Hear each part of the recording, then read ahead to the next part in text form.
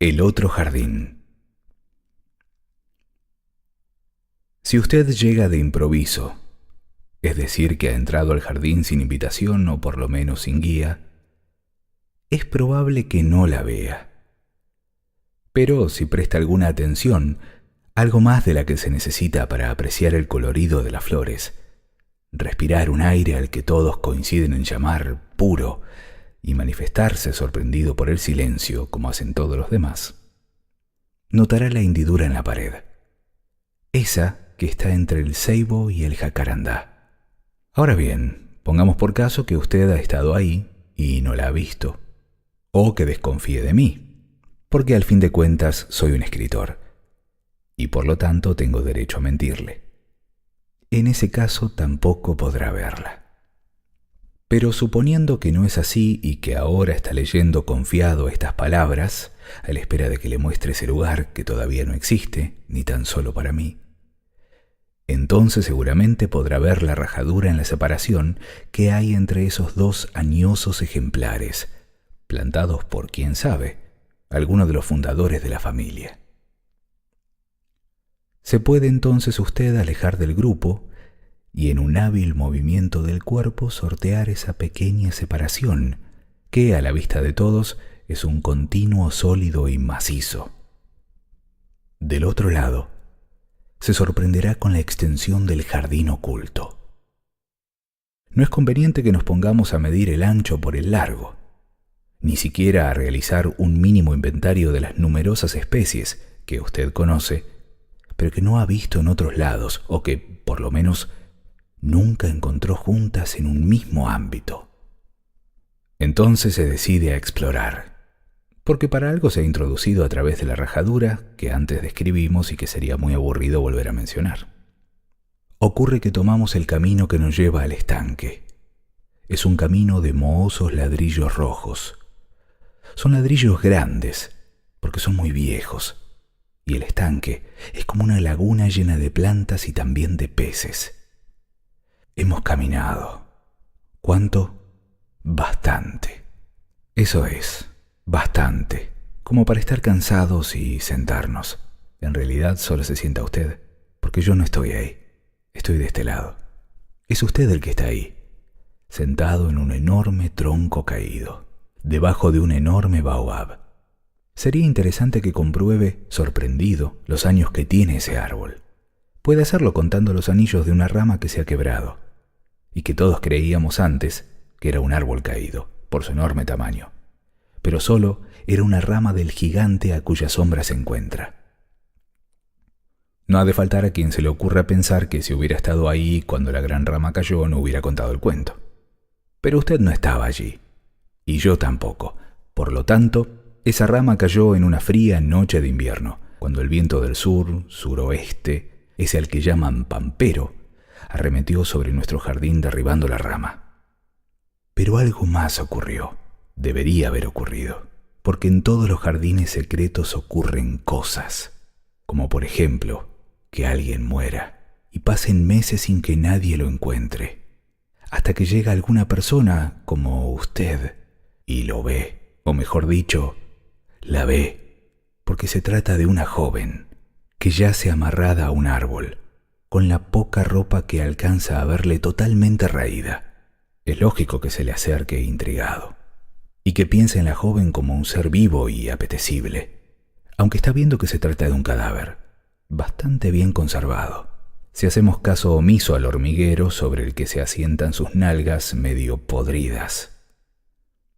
Entonces usted debe pensar que tal vez fue una hermosa mujer, tal vez fue violada, tal vez el que lo hizo era un pariente o un esposo o un amante desengañado, que quizás solo la mató por accidente, o fue premeditado para cubrir la violación, porque usted está seguro de que ha habido una violación. Si no, ¿para qué las cuerdas?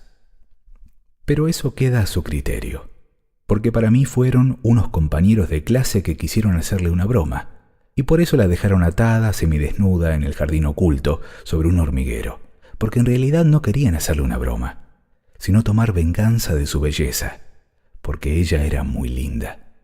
Y es así que luego la dejaron sola, pensando que alguno volvería a desatarla o que alguien la encontraría, y que ella, por vergüenza, no le diría nada a nadie de lo ocurrido. Pero como nadie volvió a buscarla, y como nadie pasó por allí, hasta ahora en que llega usted, la pobre murió de hambre y de sed, torturada por las hormigas, enloquecida por los mosquitos, asada por el sol del mediodía. Y los que no volvieron a buscarla no dijeron nada, porque temieron que algo malo hubiese ocurrido, y no deseaban cargar con las culpas, y ni siquiera se lo dijeron entre ellos. Porque, ¿para qué? Si ya lo sabían, y era muy bochornoso recordar ese momento tan cruel, para el cual la educación de ese colegio caro a donde iban no los había preparado. Entonces, nadie dijo nada al respecto.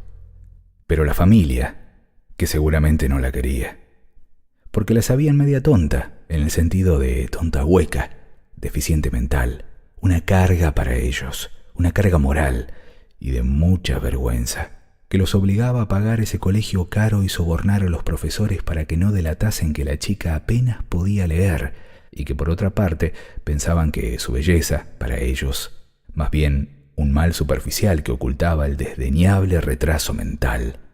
La familia solo hizo una denuncia banal en la policía, diciendo que se había escapado.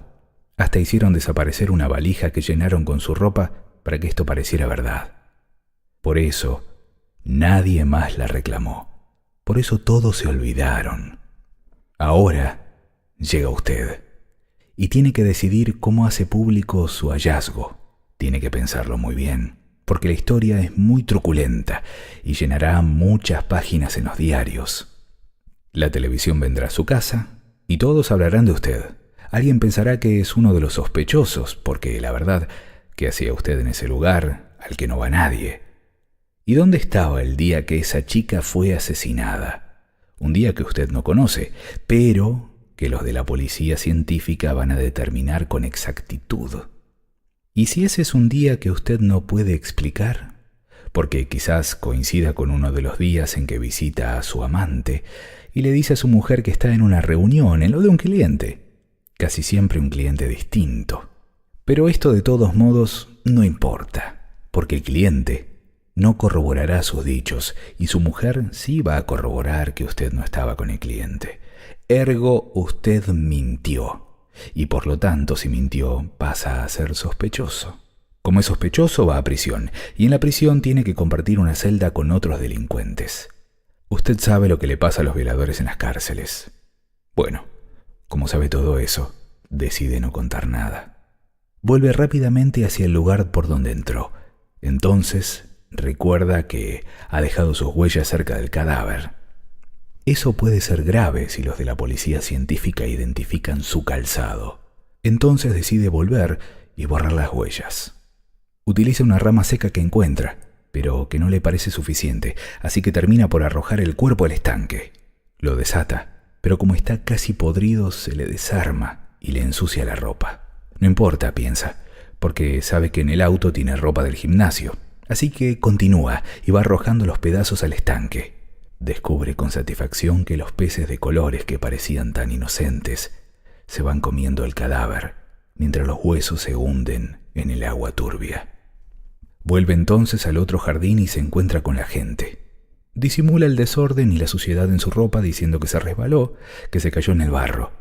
Todos hacen como que le creen. Al fin y al cabo a nadie le importa.